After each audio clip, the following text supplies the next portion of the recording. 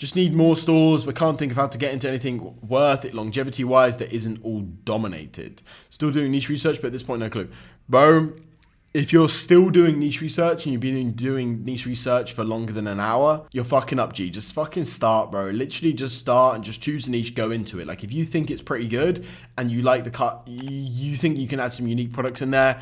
If you see like really bad imagery, and you see stores with really bad descriptions, really bad titles, and you think based upon your like kind of entry-level knowledge right now, but if you think based upon that, you can come in and change it and do better, that's what I would recommend. That's what I would really recommend. Quick interruption to this video. I'm doing a Rolex giveaway. So when my main channel reaches 10,000 subscribers, I'm going to give away a Rolex to one lucky subscriber. So click the top link in the description, go to my main channel, craigtyr, click subscribe. When we reach 10,000 subscribers, which will be in just 2 months, I will give away a Rolex to one lucky subscriber. It could be you, so go subscribe.